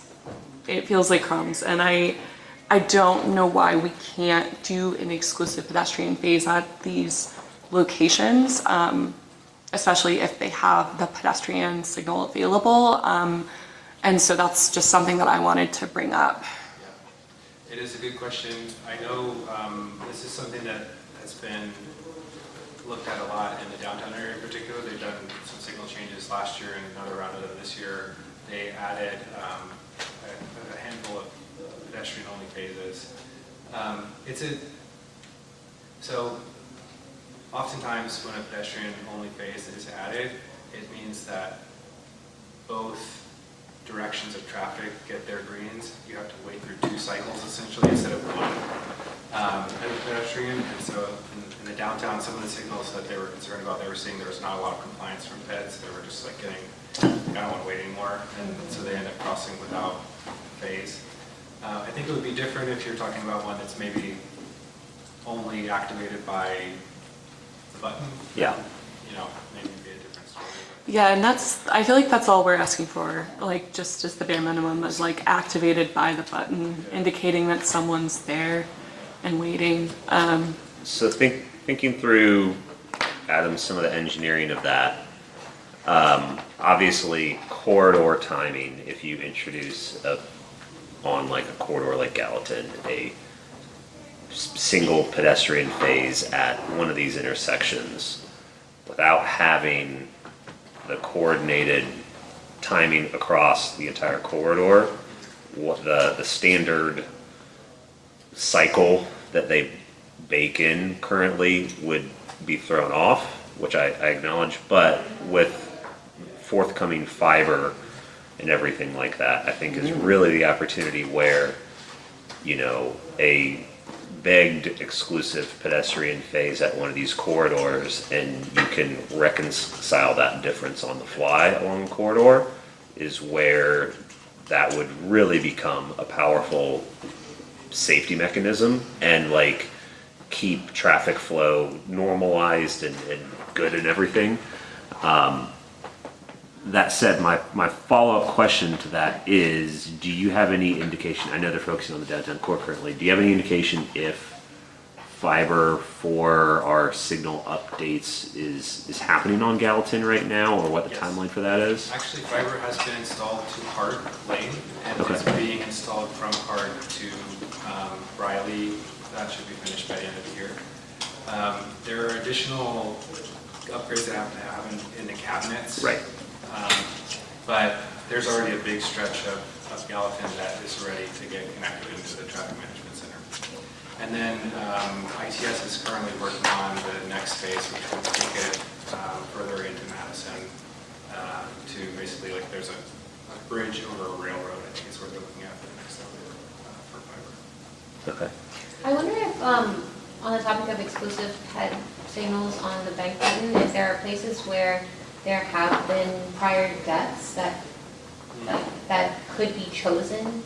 So I'm thinking like East Palestine and East Trinity as places where the exclusive signal, that might be a middle ground as a way to incorporate that in some places.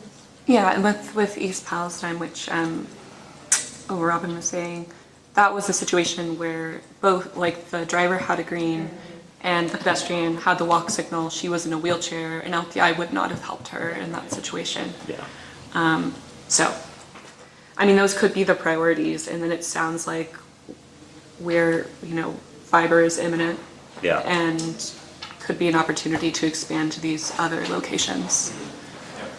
I guess one question I have without knowing too much about like the pedestrian experience along this road is how many of these crossings are ones where there is a begged button?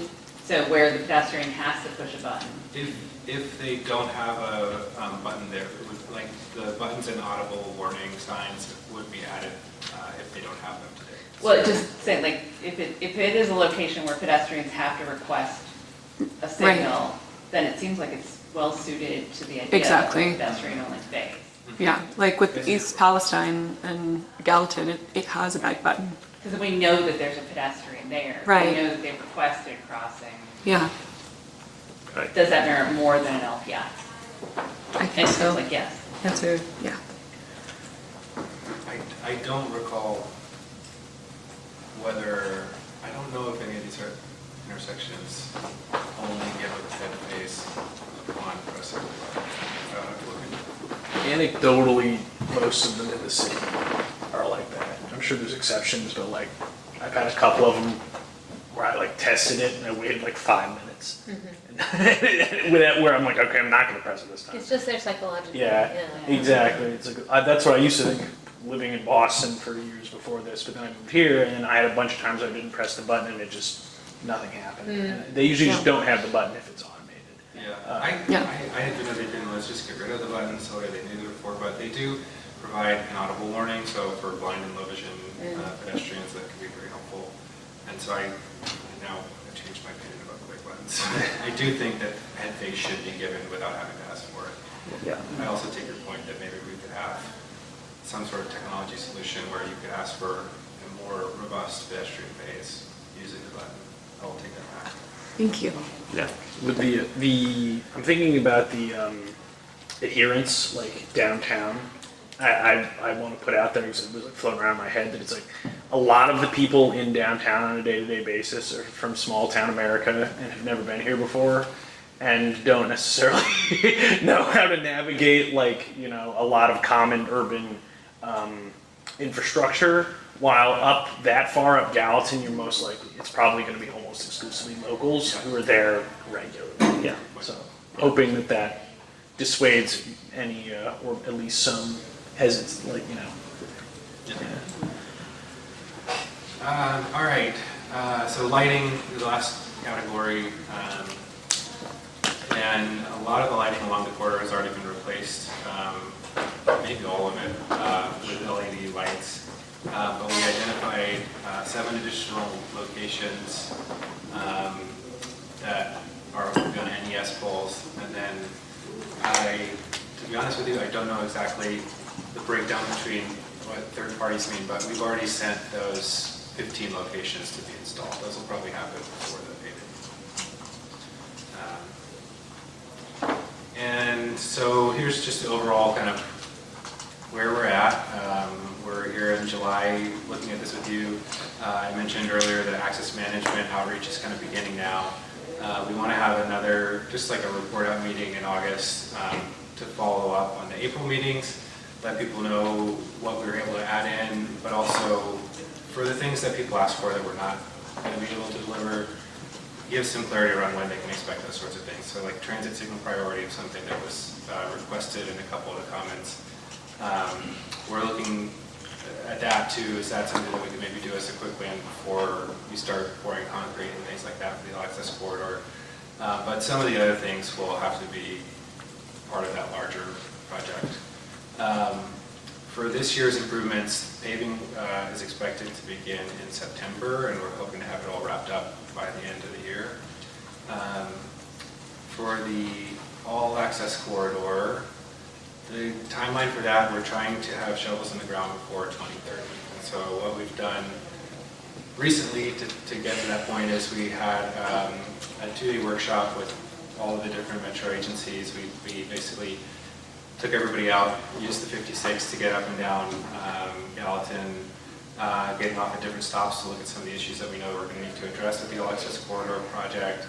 And then the next day we had kind of like a in-person meeting where we just went through some of the things that we had seen and observed, some of the challenges that we know we're going to have to deal with as we progress this project forward. That was a really useful workshop because we brought in some sort of nationwide experts who have been involved in delivering similar BRT projects around the country to give us some advice on how we should structure the project delivery for the all-access corridor. The nearest term thing that's going to be happening is bringing on a design consultant to basically extend the work that's already been done. The section for 50 Eastland has a really nice vision for it that we need to extend up to Briley. So that will be the next sort of phase of design. Then you all will see there'll be, I'm sure, a press release and all that kind of stuff once we get the consultant selected and onboarded. And so that would get us to about a 30% design, and then we would have to do another procurement for the final design consultant, and construction would probably be going into procurement around the same time, so that maybe we have the design team and the construction team working together on getting from 30 to 100%. This is an entirely Metro-owned right-of-way from 5th to Eastland. So although Nolensville is a little bit further ahead right now, Gallatin will probably catch up.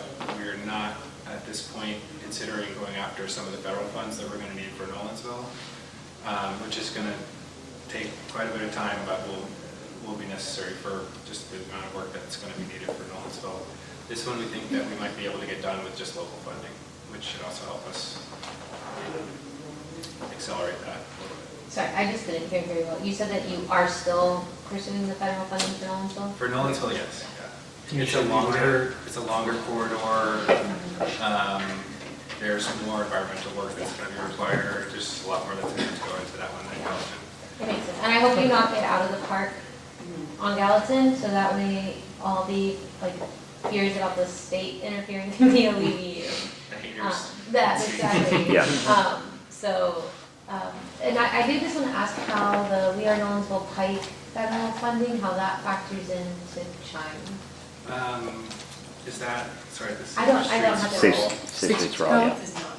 It's two separate funding sources. Okay. So they'll be coordinated, but we're happening on 2 different timelines.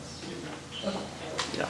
And so overlapping type of projects, but not a complete street project for Nolensville Pike, is that right? The State Streets Roads for All, the application is available online, so you can see exactly like what the improvements are per, like it lists the intersections, and it's like lighting, there's sidewalk, it's like sidewalk gaps, Okay. altering the turning radius at the intersections, introducing LPIs where not are available.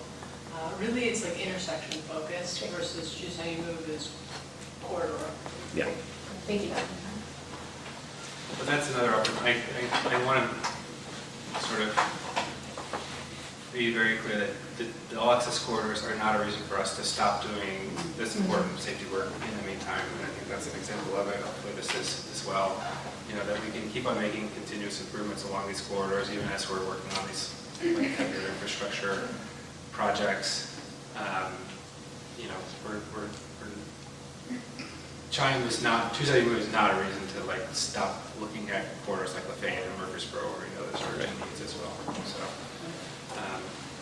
although those all-access corridors might take longer, just as we only can do so many at a time, that doesn't mean that nothing's going to happen on those streets. Thank you. We are quickly running out of time. Any last questions before we thank Adams? Yeah, very briefly, the 2-day event that you did, where you went up and down Gallatin, how many people were in wheelchairs or scooters or power chairs? Nobody knows. Yeah, we Might want to look at that. I have a quick question for the access management part. Is there, at this time, any clear, like, legal challenges that might run into with that? Or does it seem quite clear right now? We have been having a lot of active discussion with legal about this, and property owners have rights that exist whether or not there's an urgent safety need to be addressed. It is possible that somebody could say, because of the changes that you've made to my access, I've lost business, or I've lost, you know, my property is less valuable and you owe me damages, and they could sue us. What we're trying to do is doing all of the outreach that we can on the front end to be cooperative and sort of negotiate some of these things so that it doesn't come to that point. But part of the advantage of doing this with striping and delineators now is that it'll be easier to adjust some things if like we need to move the driveway 10 feet over because where it ends up getting defined isn't working. Will be a lot more possible than if we afford it in concrete. So, you know, there may be some tweaking with this sort of stuff as you often see in quick builds, but we are trying to not get sued.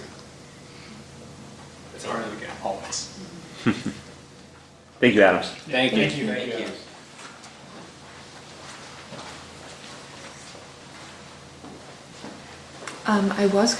I should have said this earlier, but is there a way for us to provide like feedback and support for these changes? Yeah, I mean, With like a letter I or think something we can helpful? do a resolution next Yeah. week, next month, Okay. Yeah. for sure.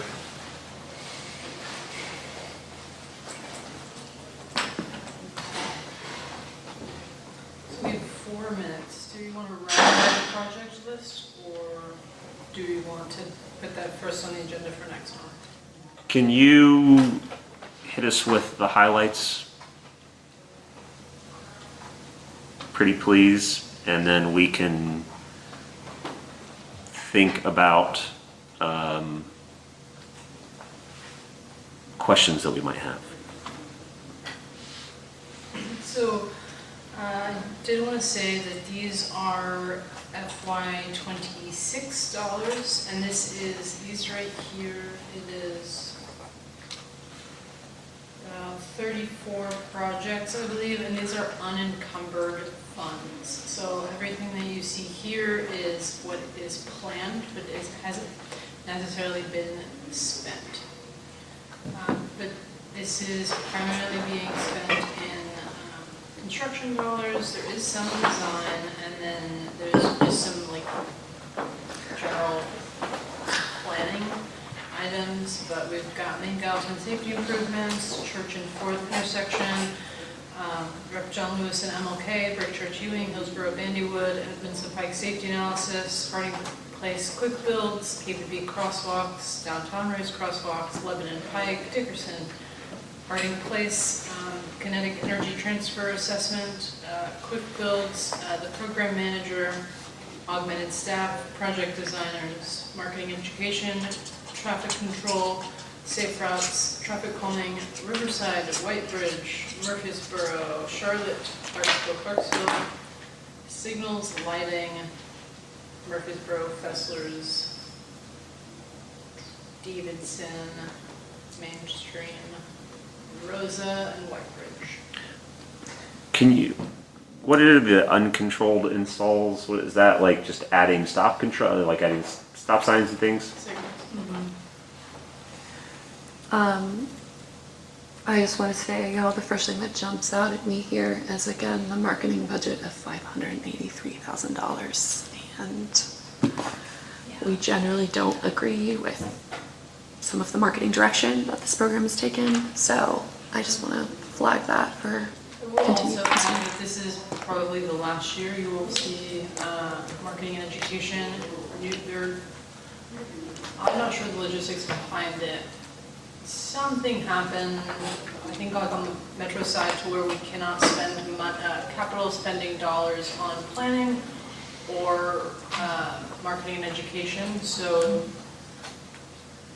the efforts that you had seen specifically for Vision Zero, and then even like a study, we're going to have to figure out how we're going to pay for, like FY27, if we wanted to do the Edmondson Bike Safety Analysis, we couldn't use Vision Zero. capital dollars to do that anymore. Not sure what we're going to do. What And then can CSP dollars be spent on? infrastructure, so design and construction. So consult. Well, I think that marketing money will be better used. Oh, I do too, I don't That'll disagree, be good. it's just that. I'm not gonna shed a tear for losing marketing No, dollars. no, I think it me- was effective, but this city has got to stop getting in its own way. These interns, they just gotta figure out how to do business. Which, although, Val, did this budget, that segment of the budget also cover your program with the high schools? Were there funds associated with that? Yes, it partially, so whatever contract we've got a contract with a consultant firm called Blueprint, and we're funding them until we can't. What is the NSTC program? Neighborhood streets traffic calming. Speed bumps isn't,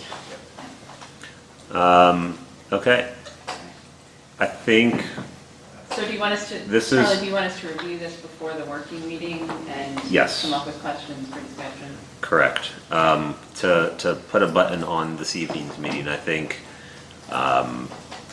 we needed to quickly determine what all we feel should be discussed in our working meeting, and I think a good portion of that should be looking at this again. Questions on this? this one, maybe working together on a statement or something for the Yes. Wasioto Bend And for Gallatin. and for Gallatin. And I think And that's, then- I think that's, Yeah, that's good. That's I plenty. want to put a pin in, because we're coming to the end of the 5-year period of the Vision Zero thing. I didn't want to wait until we got too close to the end of the year. I do want to at some point think about our report to the Metro Council about that. I was just going to bring it up at some point. I don't know, we won't probably talk about it at the meeting, but we should do that before December. I wanted to bring up during the meeting, but we're running out of time now, that there's currently an installation on Hillsborough Pike where Crestmore and Glen Echo Road are, for those of you familiar with that location, that that project's been underway for a long time, but it is currently being constructed that in some ways makes that road less safe, particularly a new 65 to 68 foot, depending on how you measure it, the crosswalk length crossing, if you're trying to continue on Hillsborough, where it used to be about 50 feet. And it adds more turning lanes and a bike lane that does not have a bike box at the intersection. It just ends, at least based off the renderings. You said it's Hillsborough. Hillsborough and Glen Echo. Is this where they knocked down the CVS? Yeah, it Good also Hills. was done for a wider store parking lot. yeah. Oh, Yeah, So that's a, thank you for flagging that, Dylan. seems like a safety downgrade, apart from the alignment, being aligned, great, but the actual geometry, not so much. One question before we end, the neighborhood street calming program, is that going to be affected by these changes to the capital versus operating?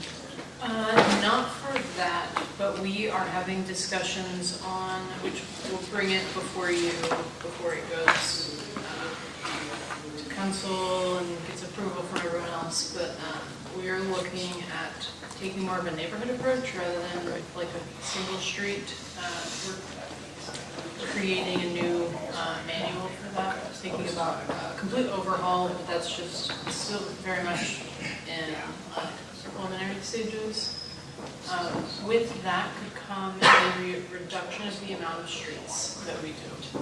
I don't think that's necessarily going to be a bad thing. I think the new direction is more comprehensive. Yeah. But Okay, it's yeah. still very much a better. Okay, but we'll be discussing that at some Oh, yeah. point soon. It'll be, I think, a pretty big topic. Yeah, okay. All right. Charlie, I have one really brief, quick update for the group. Yeah. Just that I wanted to follow up on Kim Ayer's concerns about Elizabeth Park Community Center and the access ride, inability to get their ramp alignment and stuff like that. So I've been through there a few times now, and there are always vehicles parked for extended periods of time in the loading zone. So Val has reached out to a couple of folks about signage, and I think. Yeah, I haven't heard back about putting up with the no signage stuff, Yeah. but I will not to do it. So we're following up on it. It seems to be like a kind of an enforcement of the loading zone issue versus an actual problem Okay. with the lane. So. Thank you, Kim, for doing that. All right. The Kims. Motion to adjourn? Second. Yeah. Motion. Second, third, all in favor? Aye. All right, thank y'all.